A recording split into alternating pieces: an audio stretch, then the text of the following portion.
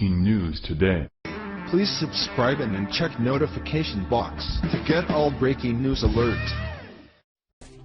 Trump just got last laugh on racist ESPN host who came after him. Hell yeah. The outspoken Jemele Hill, who was previously suspended from the Disney-owned ESPN Sports Network for calling President Trump a white supremacist on Twitter, has now lost her job at SportsCenter. Her initial comments against President Trump granted her a suspension of 2 weeks in October for violating the company's social media guidelines. She called fans to boycott the Dallas Cowboys advertisers after owner Jerry Jones told players they would be benched if they did not stand up during the national anthem. It seems like ESPN is becoming tired of her antics and unprofessionalism that divides the country and pushes consumers away from ESPN.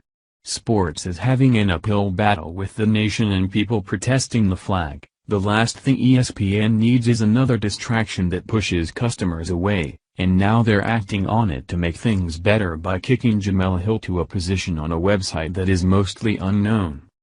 ESPN could be turning the tide in making things better with their relationship with Americans. Justice was done, and we now can confirm that Hill will be reassigned. She is primarily being demoted to a new role at the ESPN website The Undefeated. The Undefeated, according to Sports Illustrated, is an ESPN site that covers the intersections of sports and race. Yeah, I've never heard of it neither.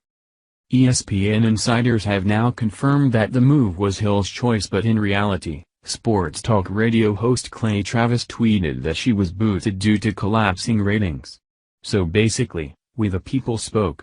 Travis has been keeping up with Hill's shenanigans and recently confirmed that he felt it was only a matter of time until she would be removed from SportsCenter. Travis' speculation was supported by Sports Illustrated media guru Richard Deitch, who predicted that Hill's tenure as a SportsCenter anchor was effectively over back in October of 2017. ESPN did not immediately respond to request for comment. Clay Travis is the head honcho behind Outkick the coverage. He was recently making headlines because he laughingly said boobs on television and the host pretended to act humiliated. Via Bloomberg View. Layoffs can't make up for the revenue lost as consumers abandon cable bundles. Now YouTube does the thing that made SportsCenter famous. Photographer, Joe Robbins, Getty Images.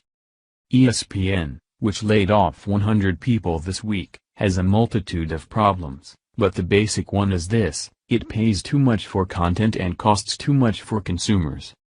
That didn't used to matter because, thanks to the way the cable industry bundled channels, cable customers were forced to pay for it even if they never watched it. Now, however, as the cable bundle slowly disintegrates, it matters a lot. ESPN1, the worldwide leader in sports, as it likes to call itself, is undoubtedly the most important channel in the history of cable television. Founded in 1979, it was airing professional basketball by 1982, and the National Football League by 1987, when its long-running Sunday Night Football franchise began. ESPN showed that major sports events did not have to air only on the legacy networks like NBC and CBS. No cable distributor could do without it.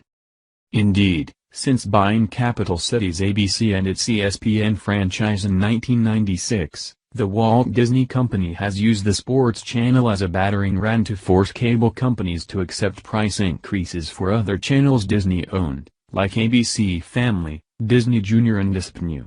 It also ruthlessly raised the cost of ESPN itself. Only a tiny handful of cable channels get more than $2 a month per cable subscriber. ESPN charges over $7 a month per subscriber. When you throw in the rest of the ESPN channels, that number approaches $10. At the same time, the content providers, the professional sports leagues and college conferences, were every bit as ruthless in their dealings with ESPN. The $1.9 billion a year ESPN pays the NFL, for one game a week, 3 and usually a lousy one at that, is twice what any other network pays to air pro football. It signed a 12-year, $7.3 billion contract for the rights to the college football playoffs. The NBA costs it $1.4 billion a year.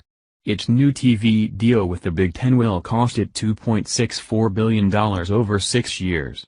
Its annual content costs more than $7 billion, according to SNL Kagan. But then, starting around 2013, the model began to sputter.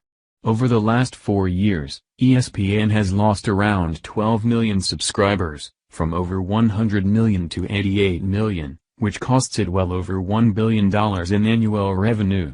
It remains immensely profitable, but it is no longer the reliable cash cow for Disney that it once was. ESPN has responded with a series of cutbacks, goodbye Chris Berman, of which the layoffs this week are simply the latest.